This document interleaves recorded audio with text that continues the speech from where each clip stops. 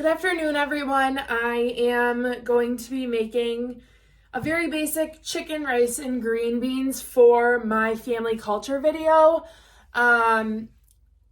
It was a staple in my house, and I think that it was a staple because it was very easy, didn't require too much prep time, and I can always appreciate something quick. So to start off, I have my boneless, skinless chicken breasts. I have my green beans. Now my mom normally gets them like fresh, but I don't have time to do that. So I have green beans. I have an instant rice that I'll be making. And then I have my gravy powder. And then we do always have leftovers, and mac and cheese leftovers are a very common staple at our house. So I'll be having some leftovers with my meal as well. So to begin, I got my chicken breast out. And I rinsed it, trimmed it, and now I'm patting it dry to get any extra moisture off. From there, I put a little bit of olive oil on the chicken, and then I will rub it in before I move on to the next step. But the next step is seasonings, and I use salt, garlic salt, pepper, salt-free garlic and herb seasoning, paprika, parsley, and Montreal chicken seasoning.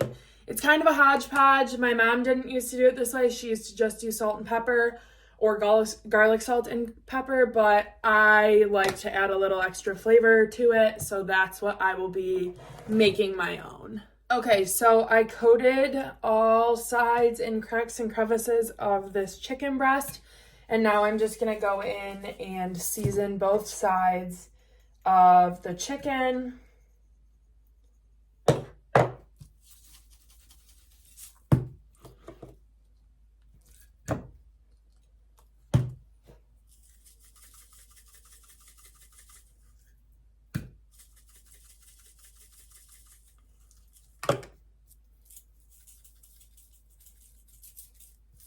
This salt-free garlic and herb is like literally my favorite seasoning of all time, so I do use a lot of it.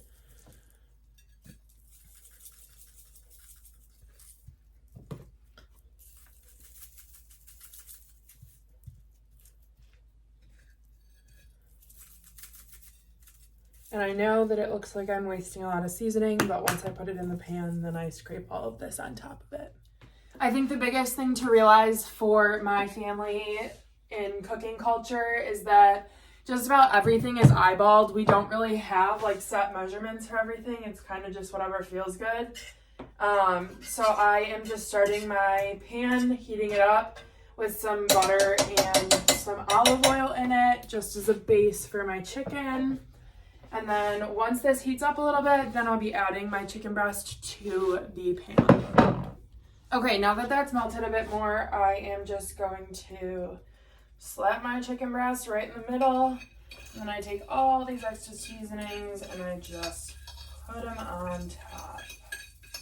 While the chicken is cooking, I'm getting the rice started. So I'm going to make 4 servings so that I have some leftovers because we are a big leftover family.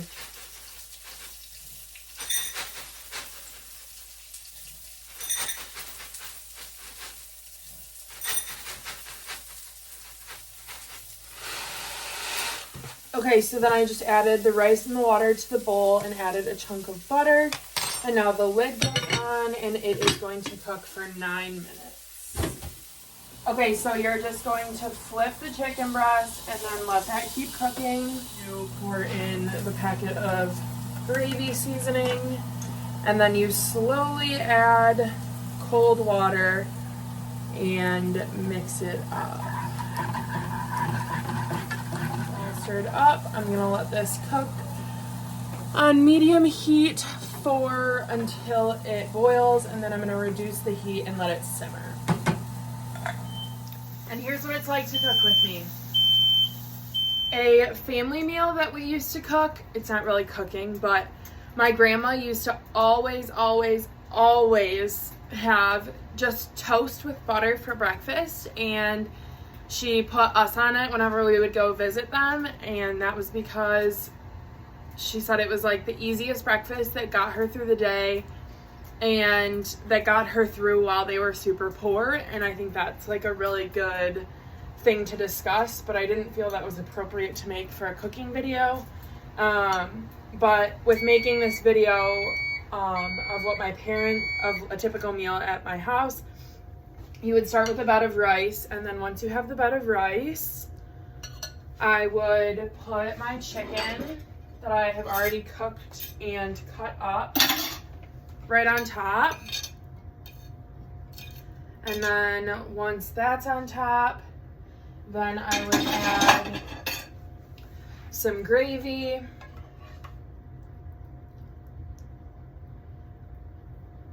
And then once we did the gravy was kind of a not as common thing, but I did love when we always did gravy. We put garlic salt on literally everything.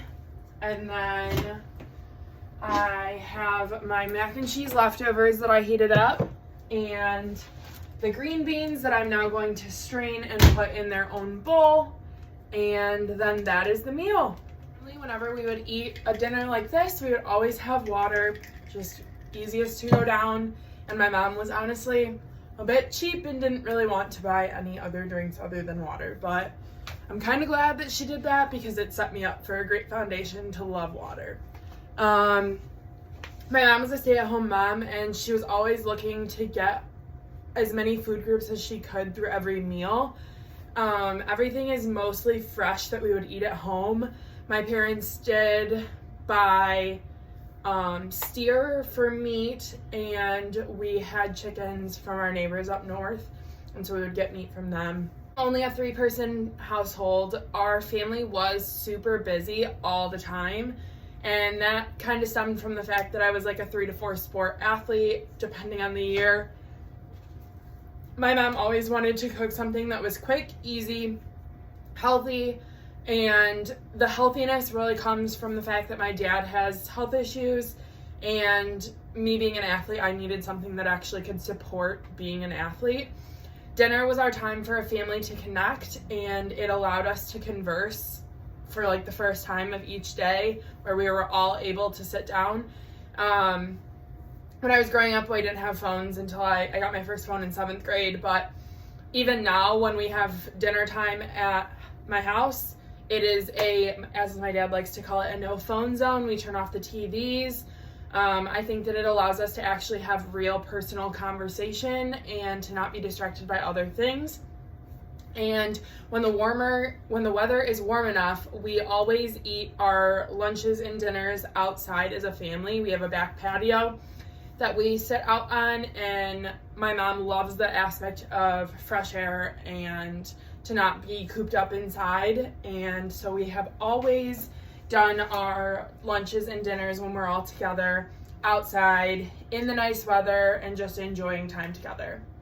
The last cultural significant moment about this meal and dinner and lunch for us is that it always allowed us to connect in prayer as a family, and it allowed us to thank God for the food that we eat and the fact that we're still here and that we are still happy, healthy, and living good lives.